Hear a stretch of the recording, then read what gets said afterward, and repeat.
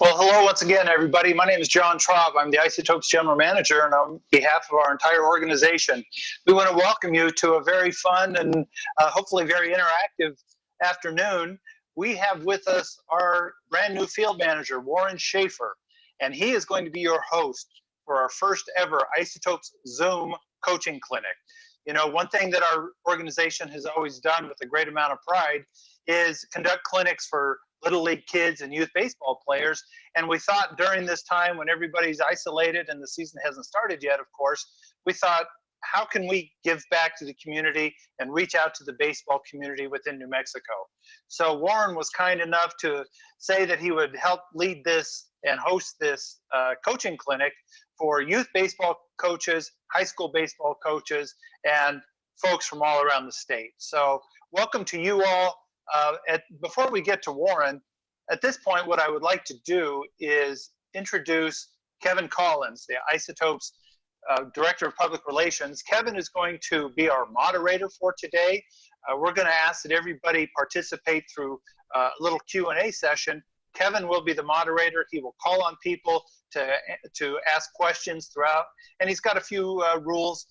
Just kind of little tips to help this thing go a little bit easier. So at this point, I'm going to turn it over to Kevin, and he'll welcome you as well, and then we'll get going with Warren here in a couple of moments. Kevin?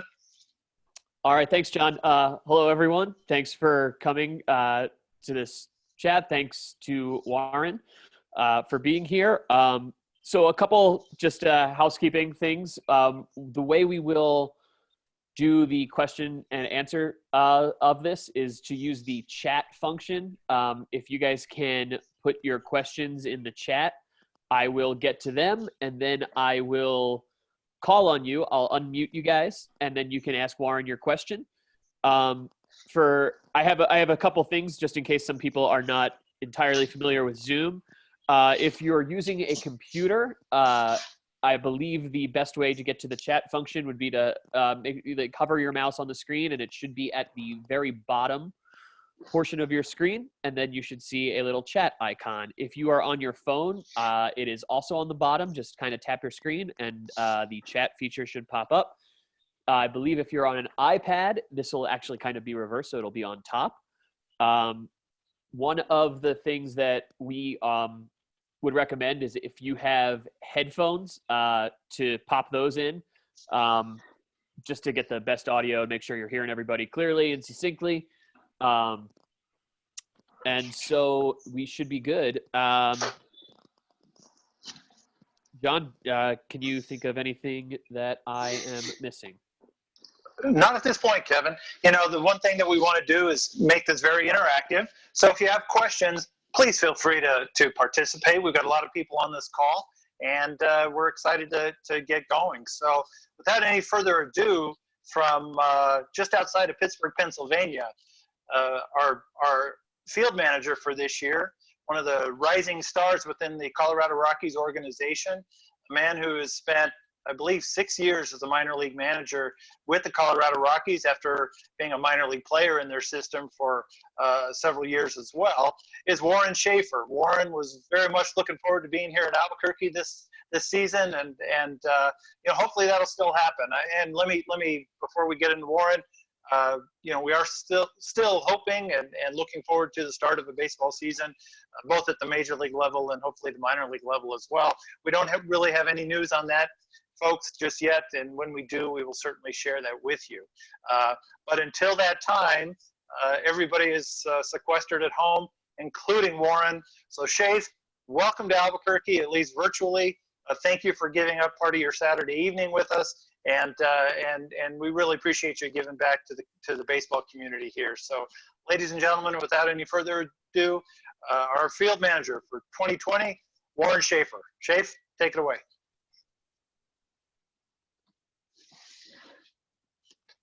Uh-oh. Let's get him unmuted. All right, can you guys hear me? There we go. Yes, sir. Hey, guys, thanks for having me. This I can assure you is going to be the most unique coaching clinic you'll ever see on Zoom and in an unfinished living room here. This is what I have to work with. So Hey, I just wanted, you guys showed up for this. This is great. I've been looking forward to this, and I just want you guys to get something out of it. I think that we can go down any rabbit hole you guys want to go down. Just talk some baseball. I've got stuff prepared to talk about, but I know we have coaches here. I think from every level, from little league on up through high school, maybe college guys. I'm not sure who falls in here. I'll just start with my basic philosophy in terms of coaching and running a practice, because I know that you little league guys, I know for a fact that that's true for me, because over the past 5-6 years, well, Kevin, can you throw everybody else's on mute for the time? Because I get like a ton of noise coming in.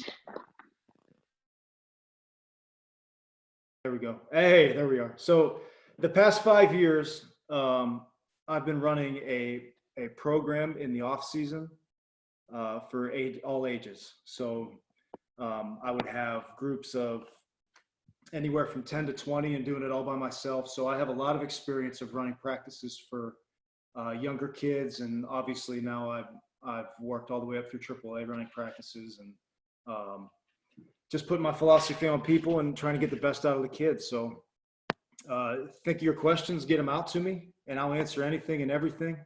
But to start off with, I'm a big John Wooden fan. I read a lot of his stuff, and I've grown up, my dad teaching me a lot of Wooden stuff. But he has the pyramid of success, which I'm sure you guys all know or have heard of if you're a coach. And the two cornerstones are industriousness and enthusiasm. So industriousness is hard work and careful planning. Okay. Hard work and careful planning when it comes to preparing a practice is essential. So you can't just, in my opinion, you can't just walk into a practice and expect to get the most out of the kids if you're not prepared, or just the same goes on the other end of enthusiasm. If you show up to a practice and you have a plan and you walk in there and you're tired from work, or it's going to happen, but if you're tired from work and the kids see it, you're done. You're not going to get the most out of them. So you have to be on your game, prepared, planned, and ready to rock and roll every single day, every single practice if you want to get the most. Remember, it's always, and I'm sure you guys all know this, but you have to remember it all the time and keep it in your heart that it's always about the kids. Everything you're doing, all these kids are looking at you and they want the best out of you. If they see you slacking, they'll slack. If you're not prepared, they'll start going crazy. I'm sure you guys know that. Anywhere from 8 years old to high school, they'll lose it. So you have to be prepared. You got to keep the practice moving and moving and moving and moving. And I have practice notes all through here. We can go through on how to organize how I do and what to specifically go through fundamental wise, anything. So that's it, man. I got a whole bunch of stuff to talk about. If you want to talk about anything right now, we can go. I got all kind of topics. You guys lead me down where you want to go right now, and we'll go there. All right. And just a reminder to everybody to we want to make this as interactive as possible. So hop in the chat, or if you see the raise your hand feature, you can do that as well. I'll call on you and you can ask Warren your question. I guess I'll start off with a question here, Warren. What advice would you give to maybe like a first year, maybe coach pitch kind of parent coaching a team for the first time? Yeah, pretty much just what I said there. I mean, you have to be enthused. You got to get the kids having fun the whole practice, incorporating a ton of competition throughout practice. So that leads me to this, Ken. I'll just go through a practice routine here for you, okay? So this is what I would do the past 5 years in my program. I'd run maybe 3 or 4 hour-long practices a night without hitting, so all defensive work. So we would start with a stretch. And again, I would organize, not again, this is the first time I said this, but I would organize your practices with the kids' bodies in mind. So first of all, you stretch, and then after you're done stretching, you run. And everything that you should do, everything that you do, you should do it with their bodies in mind. So, and including baseball activity. So you don't just run to run. It's just like basketball. If you're just running to run, the kids lose focus. But if you're running in a scrimmage or practicing and something like that and using the game within the running, then you're getting more out of it. So when you run, you line up like you're stealing bases down the line to get their legs loose, and you be the pitcher. You be the pitcher, and you come set and have them and teach them the fundamentals. Watching in between your feet. You know, if you're a right-handed pitcher, you lift the left leg, and the guys are taking off. They're working on stealing bases. You turn over and you be a left-hander, and you work on tendencies from left-handed pitchers. So I'm going to come back here. If you can't hear me, you just let me know. All right. So if you're a lefty and you're coming set, and these kids are watching you get ready to steal bases, you work on tendencies. You work on the left-handed pitcher that looks at home and then comes over, and you work on that same guy looks at you and then he goes to the plate. Okay? Those guys exist everywhere from when you first start stealing bases in Little League or whatever age it is, but they all exist. And then you have different guys where, we'll get this right. We got different guys that when they come over or when they go to the plate, you're watching their foot turn. So guys that go to do this, you know they're going to go to the plate. As soon as they lift their leg and turn, go. So these are the little things, and if they're coming over, they might open this way a little bit for balance and come that way. So those kind of guys, you're looking at their feet. One type of guy, you're looking at their head. The other type, you're looking at their feet. So you're already learning as soon as the practice starts. You're not just running to run. You're not just saying, hey, go stretch and do some sprints and then come on in, we'll get started. If you break down an hour practice or a 2-hour practice, you should be doing stuff the whole time where you're getting better at a certain aspect of the game. There should be no lapse in there where you're not learning anything, or the kid is not learning. And that keeps them focused, especially the young ones, like you said, Kevin, the young ones, that keeps them focused and it keeps them on something all the time. As soon as you say, go stretch, go throw, and then come back in and we'll take ground balls or something like that, they're going to go out there, run around, stretch. The next thing you know, they're going to be tackling each other and they're picking grass and throwing it in the air and throwing balls all over the place. And I mean, I've seen it. It's not good. You're not getting anything out of it. So you have a focus. You learn what kind of I mean, there's a whole different kind of lefties that you can pick up, and these kids are learning how to read. So going to the game then, when they come into the game as 12-year-olds and they're doing this, and the one kid says, hey, look, he's turning his foot in and he's going to the plate. We got him. You guys can run on him all day. And that's fun. That's what the kids think is fun, believe me. And I know you coaches think it's fun to win too. So it just keeps them in the game. So after that, I go into, and now, okay, hang with me here. So outfielders can do this as well, especially at a young age, because at a young age, at least in my program, all the kids could play all positions, and we focused on infield. So before you even throw, stretch, you do the running and the base stealing, and then you come in and you do everydays, which is you do them every day. And their defensive work, it's all infield, how to field a ground ball work. So you're coming down here and you're in your position and you're using their legs, and then you open up and you're doing forehand picks and you're doing backhand picks, and then you mess around and get them low, real low in the legs and get their arm through there just to have fun with them. But the whole point is to work on the fundamentals, to keep your eyes on them, to continually be saying, hey, Johnny, get the glove out further, get in the triangle. Get out there. Get out. Good job, guys. You just keep the enthusiasm up through the entire practice, and especially during those times. And that every day before you throw should be 10 minutes, 10 to 15 minutes. At the end of it, you do a little competition maybe with their legs low, but at the end of it, everything that we do should be focused on your legs, especially at a young age, so that you can get used to fielding the ground ball the right way with your legs and feet. Their legs should be barking before they throw.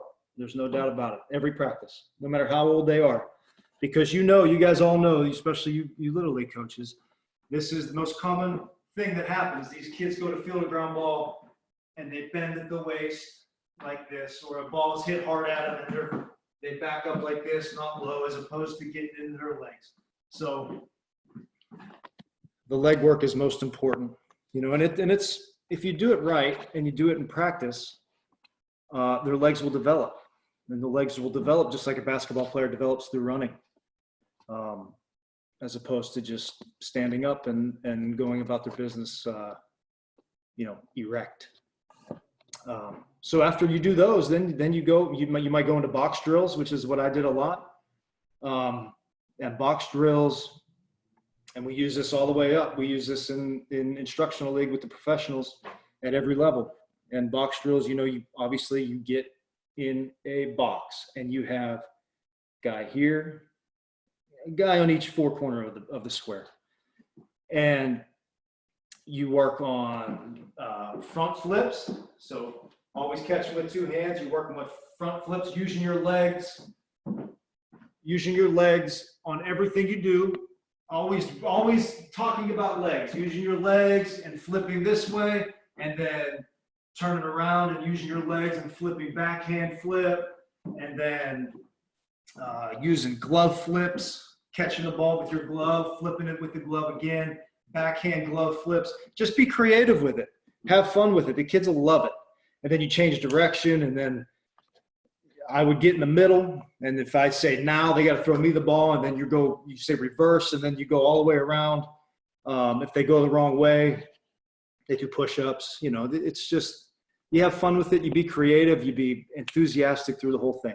And practice now will probably be about a half hour in, and you haven't even thrown yet, and they've done a ton of fundamental work, a ton of skill work to improve their hands and their feet and their legs and everything that they need, everything that we work on every single day with professionals.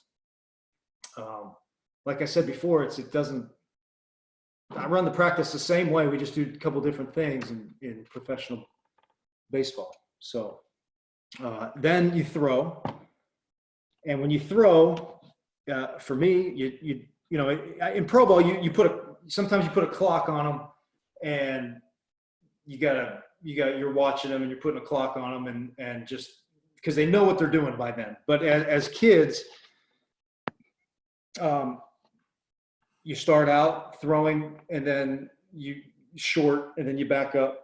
And when you back up, you always reiterate, use your legs, get down. Always a big shuffle in the legs, feeling the push with the backside butt cheek, feeling the push to your target, always trying to hit each other in a target.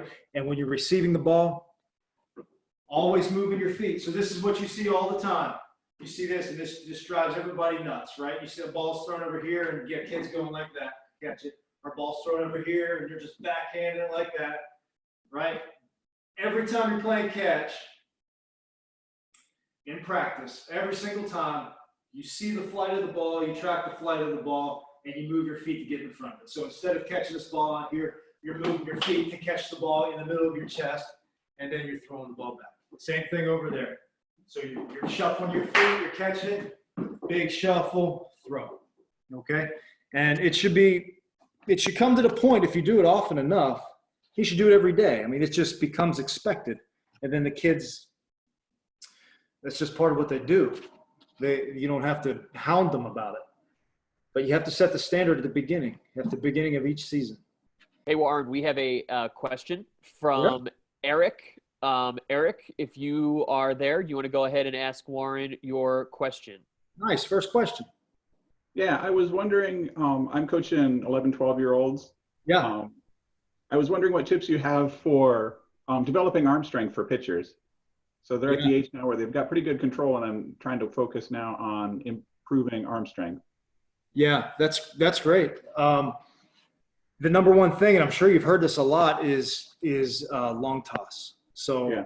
and when you are like, long toss is the essential arm strengthening thing, especially in the young age when your body's still growing and your muscles are still developing. So you don't want to put all that stress on working out and stuff like that. So at this age, it's just about long toss. And for me, it's all about the technique of long toss. So you see all the time,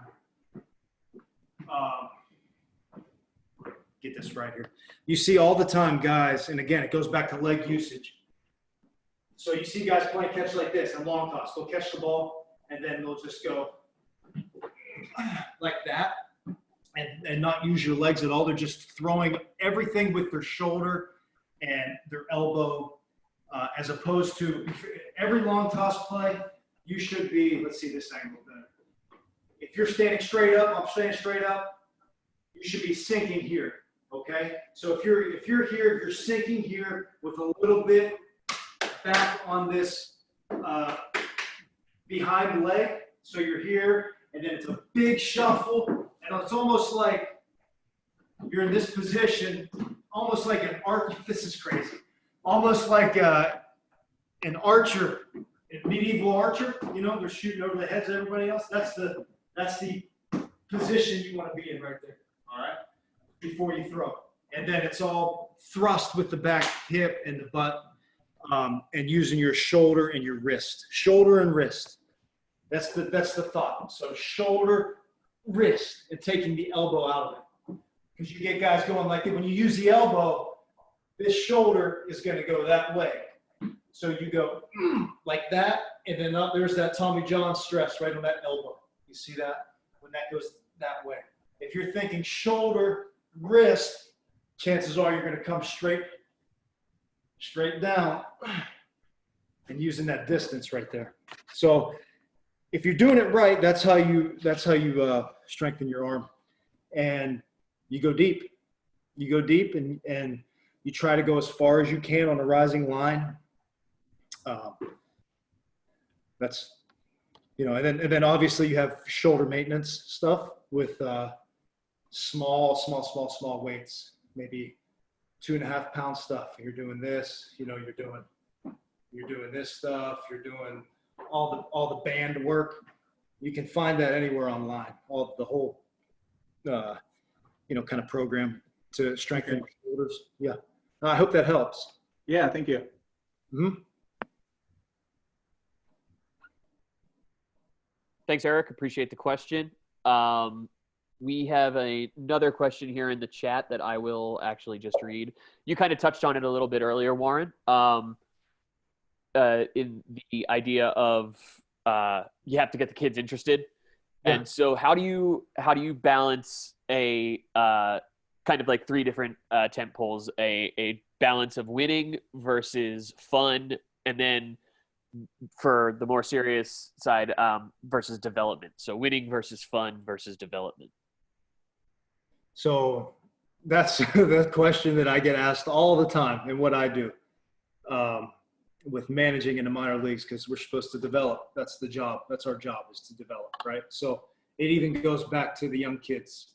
So if you're developing right with enthusiasm and you're playing in practice, I'm talking, if you're competing in practice, having these guys compete against each other, which involves winning, small wins, and then you have them at some point during practice play at 27 outs and compete with each other against the coach. That brings them together as a team. I mean, it's always, this is sport, right? So everybody's trying to win something. But when you bring them all together like that and they're having fun throughout the whole thing, that's what you're trying to create. You're trying to create the team atmosphere of having fun with that. I mean, the winning, it just kind of happens, I guess, organically or naturally throughout the whole process. But you definitely, as opposed to that, you shouldn't be, in my opinion, constantly saying, "Let's win, let's win, let's win, let's win." It's all about winning. If you're not winning, you're screaming at them, or they're not gonna like that. Especially kids today, but kids, all kids. I mean, my generation wouldn't have liked that. I mean, if they're screaming at you for losing, or it's just, it's just part of it. Winning is part of it. Losing is part of it. But the practice should always be fun and trying to develop the player. Cool. Thank you, Warren. We now have a question from Jonathan Toya. Jonathan, are you there? Yes. Would you guys like to ask Warren your question? Hey, Jonathan. No, it's in the chat. Well, ask him. Go ahead. All right, I will go ahead and ask Jonathan's question for you. Jonathan asks, what do you think about drive line drills? Yeah, Drive Line. Drive Line's a big, for those of you who don't know, it's a big organization in, I believe it's in Seattle, but I mean, it's good. I mean, Drive Line stuff is really good. I mean, I think it's geared more towards the older player as opposed to Little League. Drive Line's got the heavy ball stuff working. If you do all that stuff the right way that you're supposed to be doing, I think that it's good. We got a lot of guys in pro ball doing it, a lot of big leaguers doing it. It's gotten a lot of guys right. So I advise you to check it out, man. Check it out and see if it's good for you.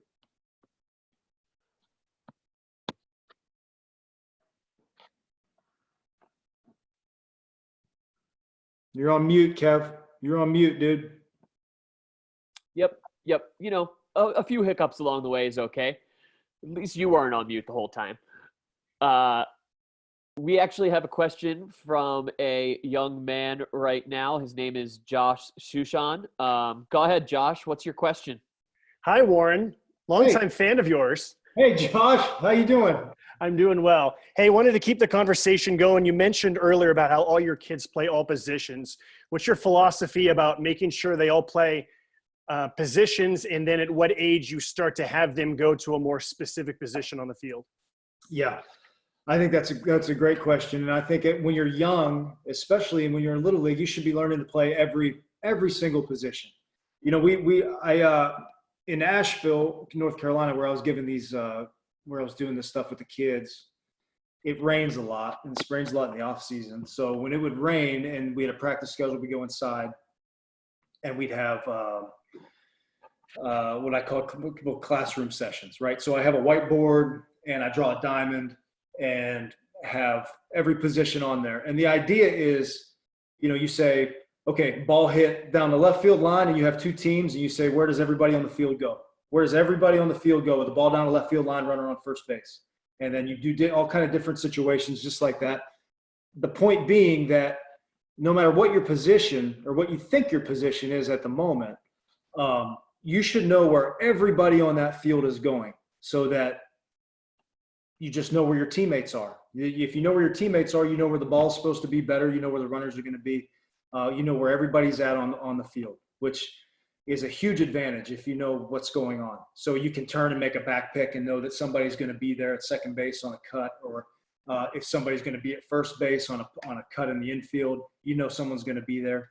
But it always helps at a young age to play all those positions so that you can actually feel where you're supposed to be and get a feel for, what position might feel right in a couple years when you have to, when you're put into a situation where you have to choose a position or the coach chooses it for you. Then you've been there before, but it's the fun of the game when you're young is to figure out where you need to be, because each position is unique. And each position has big time value. I mean, all you have to do is watch a big league game. If you're in Little League playing right field, I remember those days. If you're playing right field in Little League, you think I'm not involved, but you got Vlad Guerrero in right field, and all these big time Ichiro play right field. You got all these big time guys playing right field in the big leagues. So every position is just as important to a young kid. It should to learn. And then you got as you get older and you become say I become, in my situation, I become a shortstop, and I was a shortstop all the way through. I played 4 years at shortstop at Virginia Tech, and then I get to pro ball, and now I need to play second, third, first, and short. So if I wouldn't have played when I was younger, some second base, some third base, some first base, then maybe you're not as comfortable as when you have to play there in a professional situation. Hope that covers it for you. Hey, Warren, this is John. I've got a question for you. So, in this time when kids, young players, professionals as well, obviously, are limited in what they can do in a team setting and a group setting, and maybe they're limited in the facilities that they have, what are some of the skills that these kids can be working on, while they're kind of in isolation? No doubt. Great question. I talked about earlier about those everydays.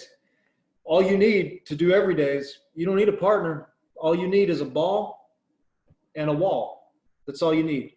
So you can go to a wall and get down in your position, and it would help to have somebody knows what they're doing watching you. But if you're off the wall and you're feeling the ball and you're getting in the triangle, yeah, you guys can see it. Your triangle that I'm talking about is from your foot to your glove. That forms a perfect triangle. That's how it should be. So you're working ball off the wall, picking forward, funneling, working on all different kind of ways to catch the ball. Outside of your body, like this. See how quick you can pick and tag. You can do, there's endless things to do. I remember as a kid getting the ball and going against the wall and playing whole 9-inning games in my head. You can always get better as long as you have a ball and a wall. You can do anything you want to and think of stuff. And to be honest with you, I know maybe a lot of people don't agree with this, but playing video games, baseball video games, it's big to watch the situation, and just even to see a ball coming in and tracking a ball hitting wise, just familiarizing yourself back with the game, go on instant replay and see where your guys went when the ball was hit to a certain place. I mean, that stuff and I remember it helping me when I was a kid in the winter when the snow. So all kind of stuff like that, man. I mean, it's all you got to do is want to. You just need to want to. How about like maybe some specific hitting drills, maybe tee work, that type of thing at this time? I mean, how important in your mind is, and even not during the isolation time, but tee work versus soft toss or live pitching? Yeah, I mean, you definitely during this time. I mean, we have Zoom meetings with all of our players every week, and we ask them how they're doing and what they're doing. And a lot of them right now just have a tee. All they have is a tee and a bat and a bag of balls, and that's all they have to get better right now or to maintain. And that's fine as long as you're doing something. As long as you have a tee and you're working how you're supposed to be working. Middle of the field, putting the tee in different areas, away, middle, in, hitting the ball where it's pitched. That's, and if you can get somebody like your dad or somebody to soft toss to you, even better. But I think a lot of people right now, all they can do is tee work because that's what they got.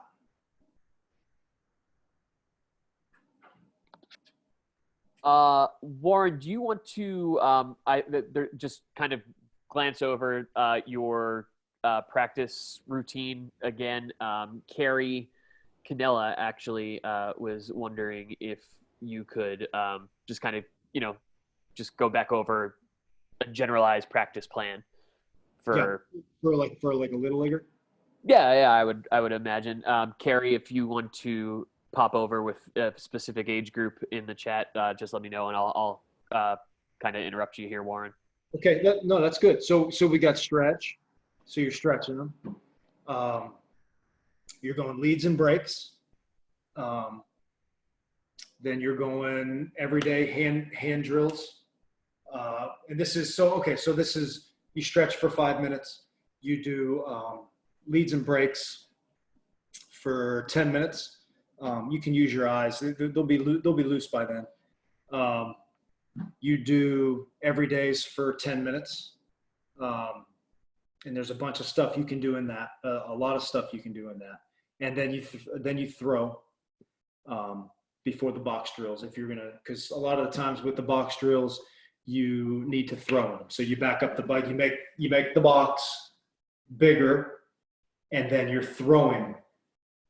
You're using double play turns, right? You're trying to get the ball out as quick as you can this way, and then that's going around the box. And then when you reverse it, you can spin going back. You do that, and then the same turn, instead of spinning, you go inside with the backhand coming this way, and then after that, ball's coming the same way. You're receiving with an arm fake and a spin to that direction. The guy receiving catches it, arm fake, spin that direction. So you're working on a bunch of different game situations within the drill. You're not always just playing catch. You're using your arm and you're training your body to be ready for game situations, so that when that situation comes up in a game where it calls for an arm fake to get the third base coach to bite to send him to go home, you turn around and you throw to third base and you got him. And that out it doesn't happen anymore because people don't practice arm fakes, but that's a perfect time to incorporate arm fakes. All right, that's my sermon on arm fakes. So we've got, after that, so after that you throw, and like I talked about, you spend your energy on the throwing program as a coach. You're locked in. That's a lot of the times where you see coaches just talking to each other, talking to parents or whatever. But you got to be locked in the whole practice. And then after that, you go right into fungo work.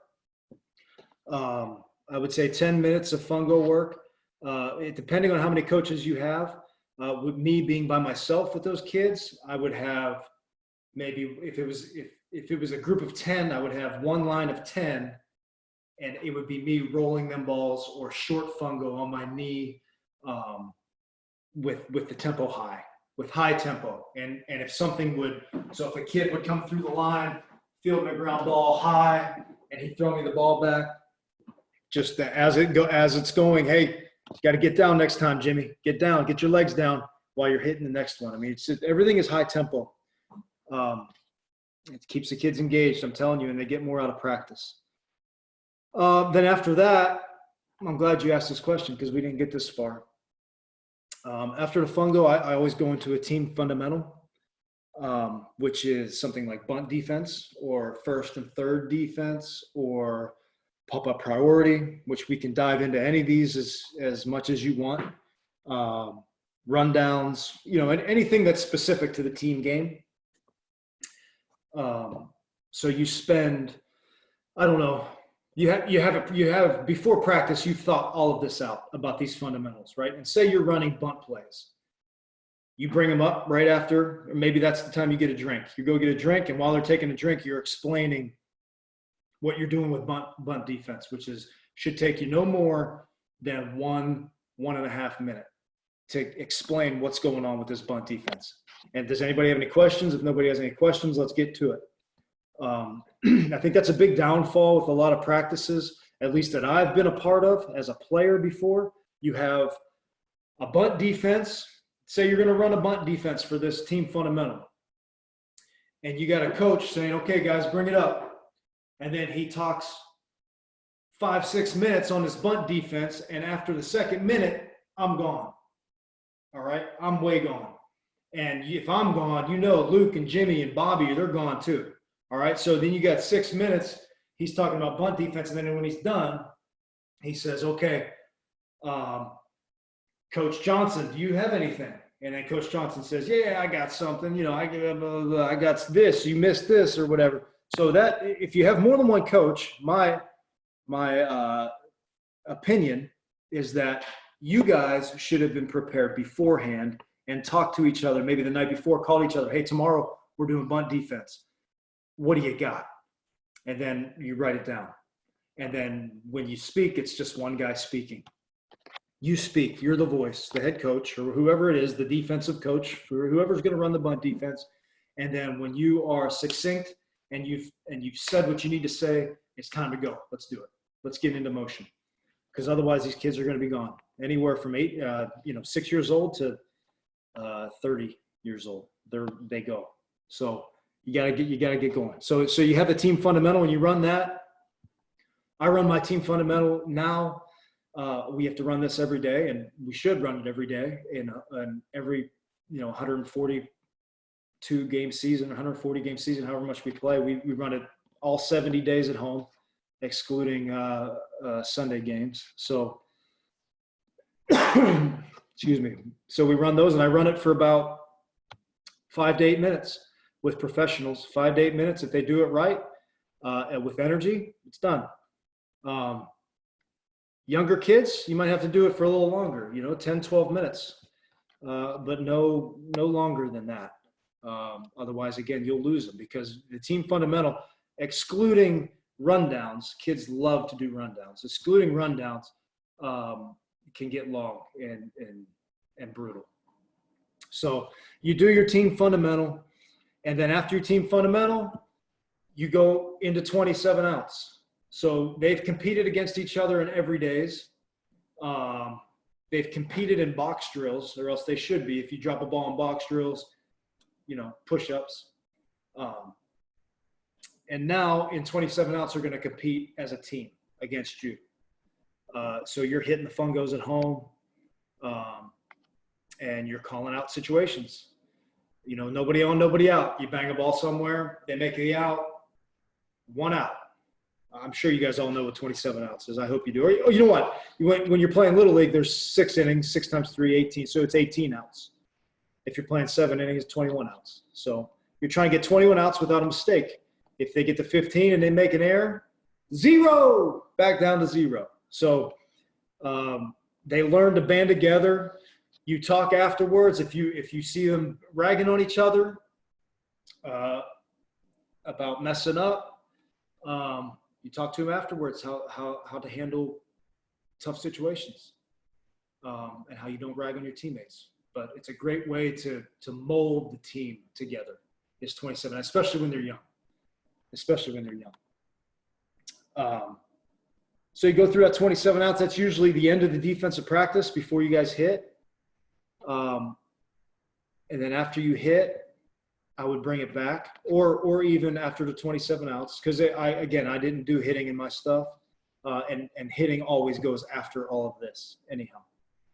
But anyway, after you do 27 outs, you got to mix in it, or you can mix in. What I would do is like an infield Olympics, where I would have a bunch of events to do, and I would do 3 events a day maybe, and you'd have maybe 3 separate winners in those events. And then you keep track of it. And at the end of the year, they get something. You just have incentive and they want it. And it's always the most fun of practice. The whole practice should be fun for them. But that's a great way to end it, no doubt. If you guys want me to go into depth on fundamentals, we can do that. But that's practice. And then you hit. And hitting is a whole different animal. So, you should spend, I guess, 45 minutes, half hour, 45 minutes, depending on how many kids you have, on hitting, broken up into groups. each group doing something, especially in Little League. Each group, maybe one group bunting while the one group's hitting on the field, other group shagging. And when you're shagging, you're taking live reads off the pitcher, off the hitter, especially if you're an infielder. Both infield and outfield, you're taking live reads. All right. We have a question from Rebecca right now, who looks to be a catcher. Yes. So my question for you is how do you suggest developing young catchers? Because I at least feel like when I was growing up in Little League, pretty much as a catcher, they were just like, go catch pitching practice. And that was kind of our, the only thing we did until we got into a higher age group, like maybe 12 and up. But for the younger catchers, I feel like a lot of people get burned out pretty quickly. Do you have any tips for developing skill sets in like just starting out catchers? Yeah, Little League catchers. No, yeah, no doubt.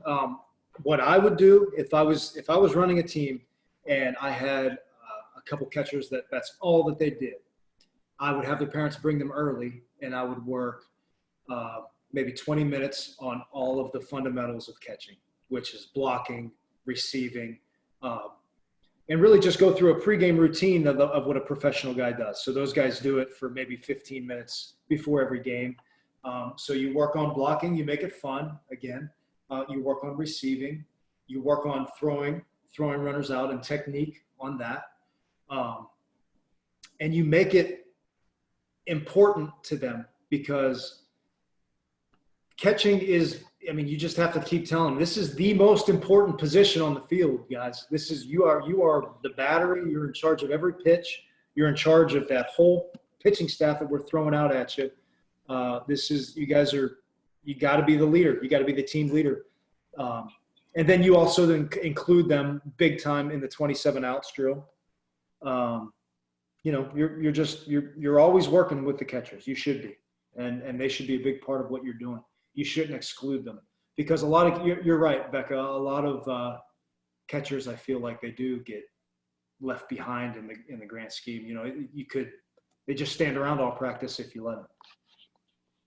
Yeah, Awesome. you got to make time. You have to make time, and whether it's before practice or after practice, they got to get their work in.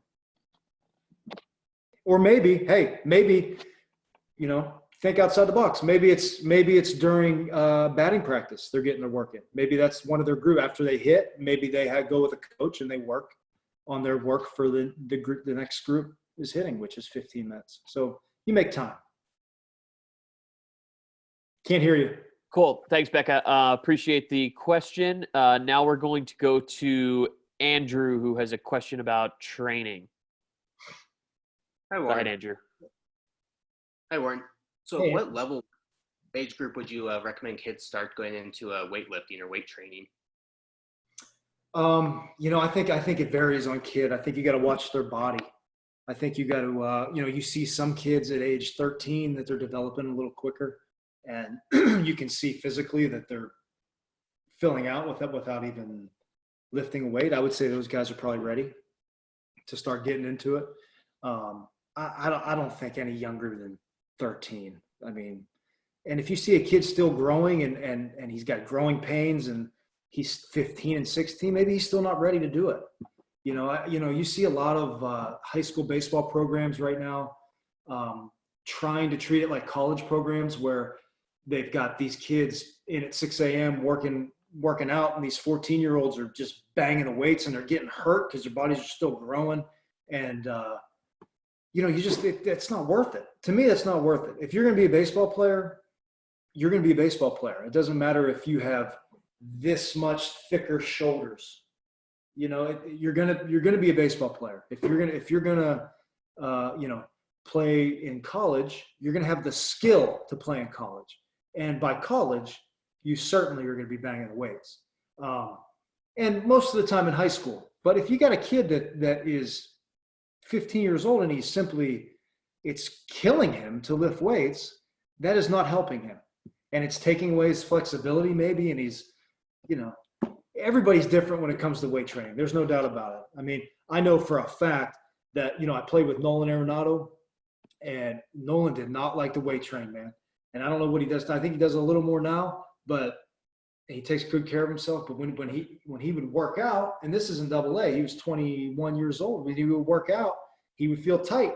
And when he felt tight, he couldn't feel a swing like he wanted to feel. I mean, everybody's different. I mean, it's a stigma where you have to pump these weights. It's not necessarily good, for everybody. Some guys, yeah. Some guys, it makes them feel good. It made me feel good. But not some guys,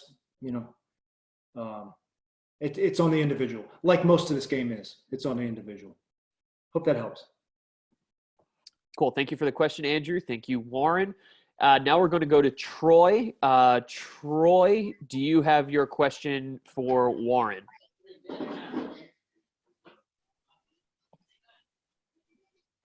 Troy. Okay, can you hear me? Yes. Yeah. Okay, I just had a question on developing techniques for hitters who are no longer doing coach pitch and are moving up for the first year facing live batters. Okay, great.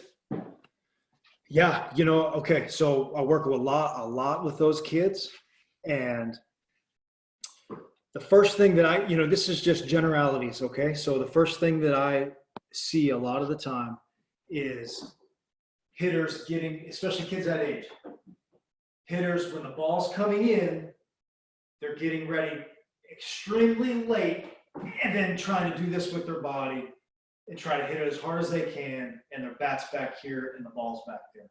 As opposed to when the pitcher's getting going, okay, you're here, and when the pitcher starts his wind up, now we're smooth, relaxed, and we're starting early to get on time. And when you're on time, that's when you're catching the ball out front as opposed to deep over the plate. And when you're catching the ball out front, the kids are having fun. They're hitting doubles. They're hitting balls over the infield. They're hitting balls where they can run, and that's fun. So the most challenging thing for a hitter, and when you tell these kids this at that age, at that young age, they really feel free. That's what you want them to feel, is free. Like they can, oh man, I feel that out there, as opposed to hitting the ball way back deep. Because I think, and I know, especially when I was growing up, I think when I got, you're in high school and you're hearing things about see the ball deep, see the ball deep, see the ball deep. So some people that works for it, but a lot of the time people, especially kids, young kids, they take that wrong and they're trying to hit the ball way too deep and they're getting late. They're starting very late. So it always comes down to balance, rhythm, timing. Okay. So your timing, if you don't have good timing, you can't hit. And in order to have good timing, you have to have rhythm. And that's the other thing. So these kids, again, this isn't even technical stuff, Troy. This is just getting the kids to be an athlete. So if you got kids, you see a lot of kids come in the first time to a hitting lesson. Sorry, guys, for coughing so much. And you got a guy that comes in and he's like this, right? And then you throw him a ball and then he goes like that.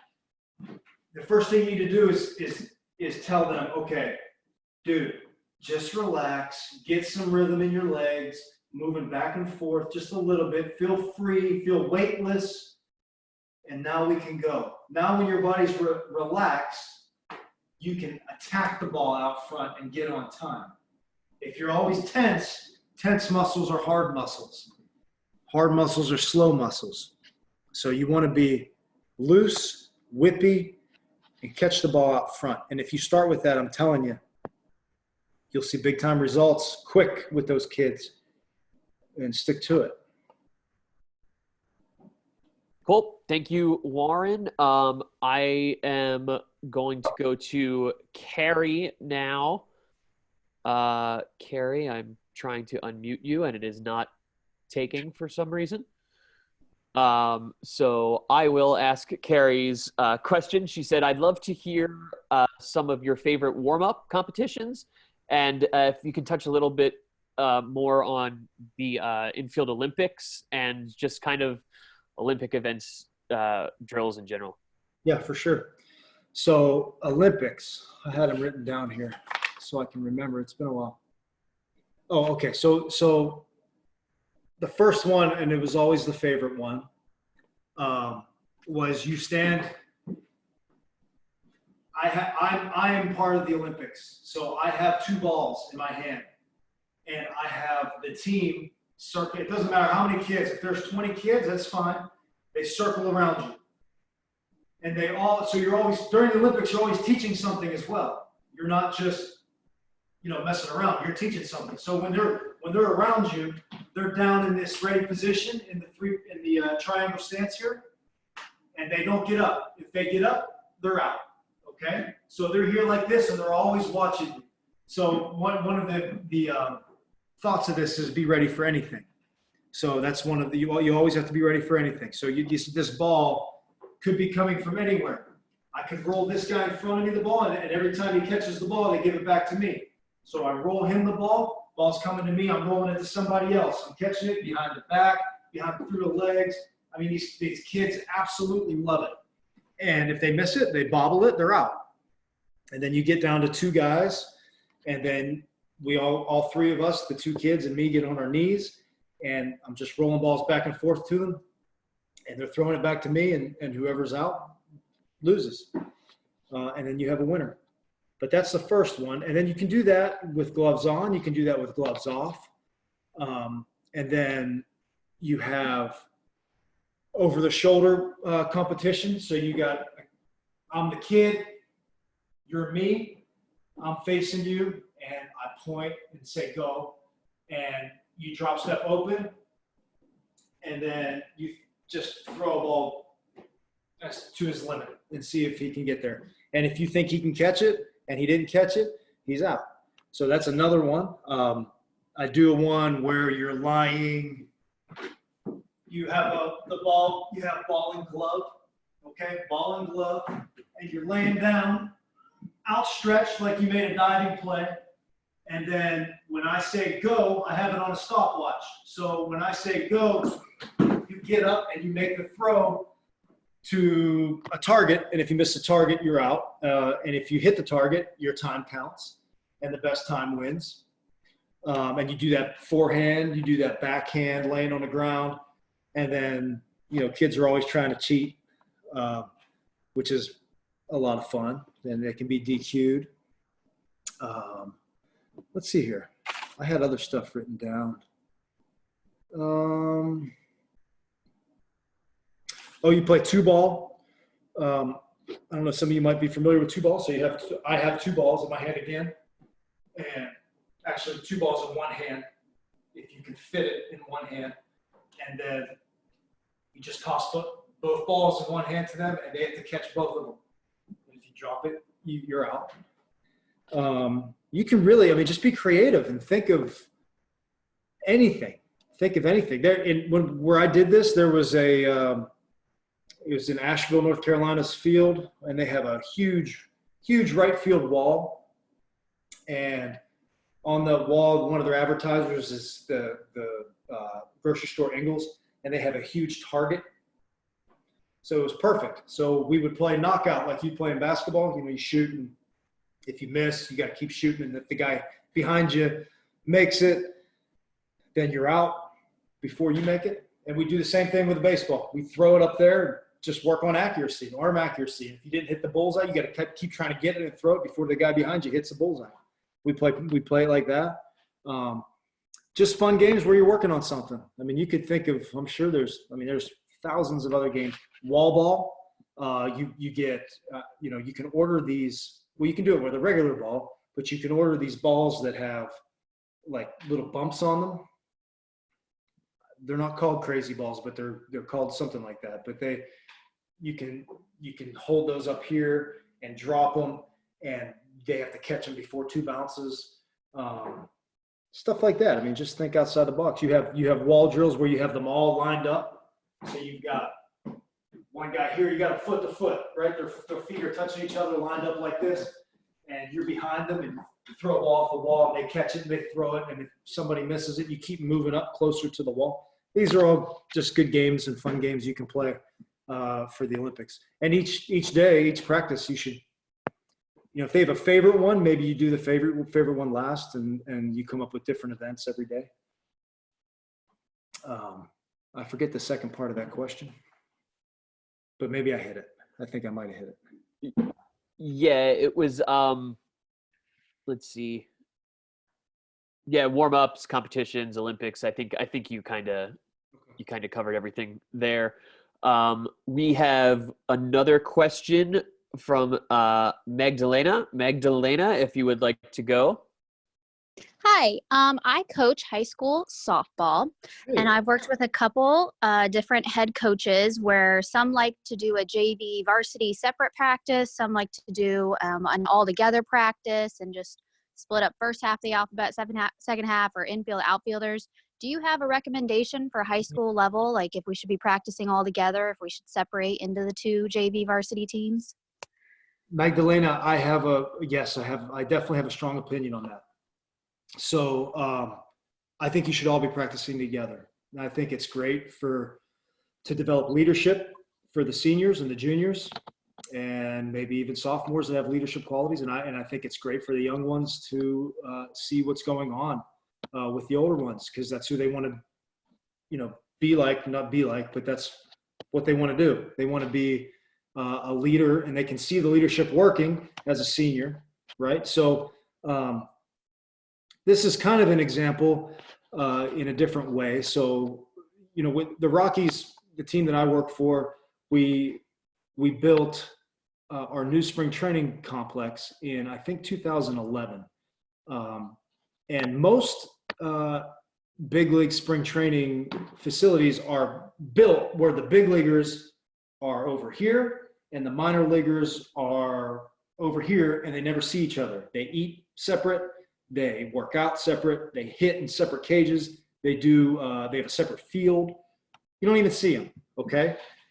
So the Rockies decided that they were going to build it all together. So the big leagues, the way the design is the big leagues is, you're walking hand in hand with minor leaguers. Minor leaguers are down this end of the hall, big leaguers over here. The cafeteria is right here. The weight room is used by both. So you're seeing and you're interacting with them all day, and you're seeing where you want to go and how they do it as a young guy. And you also have an opportunity as a big leaguer or an older guy to mentor the young ones. So that is an enormous advantage. I think it's an enormous advantage for us to have that, to develop a team atmosphere. And I absolutely think that you guys should practice together. I would make it mandatory. I would think that you definitely, probably in a high school team, I'm sure you have enough coaches to be able to get the most out of practice with everybody. But yeah, I feel strongly. A good question. Thanks for that question. Warren, we have another question in here that I'll just read to you. This is probably something you don't necessarily deal with at the AAA level, but how do you deal with maybe a tough parent? Again, probably not something at the AAA level, but if that's the case, we would love to hear it. Hey, that's tough. I don't know. I don't deal with that, Kevin. I do not deal with that. But I have to deal with hard things though. That, like parents are very hard. But in my opinion, you should just always revert to honesty, no matter how hard it is. So if I were doing it, I know exactly, because I've run these things, so I get kind of close with some of these parents.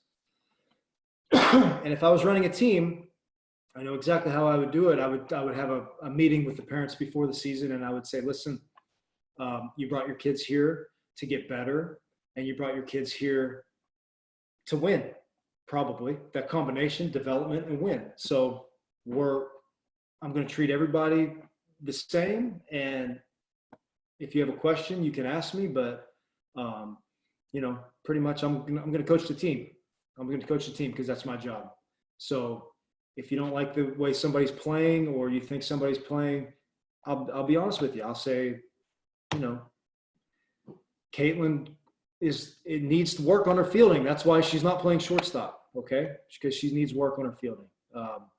And we're working hard with her. That's the thing about if you always bring, like I talked about at the beginning, if you bring enthusiasm and hard work and careful planning, you can always rely on that, because the parents will see that you are working hard and you're trying and you care about each one of these kids and their development as people, number one, and as a player. So if they see that you're honest with that, and that's a form of honesty, in my opinion. If they see that you're honest with that, then I think it'll be easier to tell the truth. I mean, sometimes it's hard to tell the truth, but you got to do it. You got to dig down deep and tell the truth. Good question. No right answer. Truth is always the right answer, though. Yeah, communication seems to be key in terms of every aspect of life. You have to be upfront with it. You can't wait. You got to be upfront with it, because you know it's coming. Believe me, you know it's coming. You know something bad's getting a AAA season or a AA season, where I've been. You know a bad thing's going to happen. You know something's going to happen where a certain situation goes on in the season, and you just talk up front about how you're going to handle it. And when it happens, you've already talked about it. This is how I handle it. So yeah, that's how it is. All right, I think we might be kind of winding down here, Warren. I actually have a question for you. Something I like to ask some people. Maybe not necessarily a coaching clinic question, but what is but kind of going back again, touching on the fun aspect of everything. What's the hardest you've ever laughed on a baseball field? Laughed? Yeah. Kevin, I laugh every single day on a baseball field. If you're not laughing, I mean, I can't, we talk about this. I am blessed to be able to work in baseball and to be able to go to work in a clubhouse atmosphere where the whole clubhouse is just full of clowns. So that's just, it's easy to laugh all day. But if you're not laughing on a baseball field, there's something wrong with you, man. I mean, you have to laugh. You have to. I can't put one thing in my mind. I mean, I don't know. I mean, I honestly, Kevin, I swear to you, I know we haven't worked together, but we have a good time on the field. You're going to see. We laugh all the time. That's what it's all about.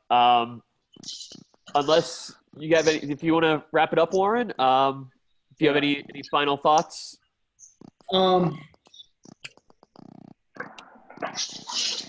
we got? Do we got like 5 minutes or something? We got as much time as needed. We're not going to play off. Just while I'm here and while there's people listening, I'll just run through some drills, some infield drills, and then I'll be done with it. All right. These are drills that, so I've for the past 5 or 6 years, I've run our instructional program, infield division of our instructional program, which is where we bring all the prospects, the young prospects in that are freshly drafted, just to see how we operate with the Rockies and what we believe in, and in every position really. So some of these drills, some of the drills that we do to get them familiarized, I'll let you know. So you high school people, and this goes along with softball. Well, by that way, that softball question, I married a softball player from Virginia Tech. So I'm very up on the softball. I actually helped coach a little bit of softball at East Tennessee State when my wife was the GA there. Anyhow, so these drills all work with both sports. So we got this is one of my favorite drills here. So you bring them, so this is, you're working with 2 or 3 people or anybody. It doesn't matter how many people you're working with, but always the smaller the group, the better. And you bring them in on the grass, infield in on the grass, not on the dirt. Softball, you're always on the dirt. But anyhow, so you have them hopping, right? You got them hopping on the balls of their feet, because that's where the prep step is anyhow. So when you're getting ready to field a ground ball or to get ready for the pitch, you get ready and you're there, right? Everybody's there. So this is just preparing you to do that, and then you're hitting fungos so they feel what it's like. Room, my new floor. You see what it's like. You feel what it's like to move off of the prep step. So you're hitting and you're close. You're infield in. So they're reacting, and sometimes they're reacting down, and they're diving, and they're getting back up. So you rapid fire maybe 4 or 5 balls. So they're catching, they're here, they're catching it, they're dropping it, and then they're back here, and then you're hitting in every direction. that to me is one of my favorite drills. We do that every day in Instructs. Another drill, and you should be doing this all the time too, is especially you can do this during 27 outs as well, as have one of your coaches on the clock and pick a time. So it's an average. I'm out of baseball shape. I haven't been on a field in a while here. I want to say, you can look it up, but average time to first base, you can look up any age, average time for a runner to get to first base. So as soon as you hit the ball, you put them on a clock. And if it don't complete the play under that time, that average time to first base, then, no go. So always put them on a clock. That's a great way to get their internal clock going,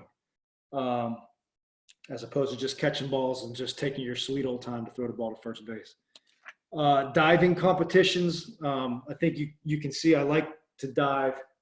I don't think it's worked on enough anymore. I think kids are showcase a lot now, where they're just fielding ground balls and showing their arm strength. And a lot of guys don't know how to dive. So work on diving and getting up quick, because that's useful. That saves runs. Let's see here. And situational drills you can do. You just call out like we do in 27 outs, you call out, but you work specifically for an extended period of time on like runner on second base, 2 outs, right? Runner on second base, 2 outs. What's the most important thing here? The most important thing is not having that runner score from second base.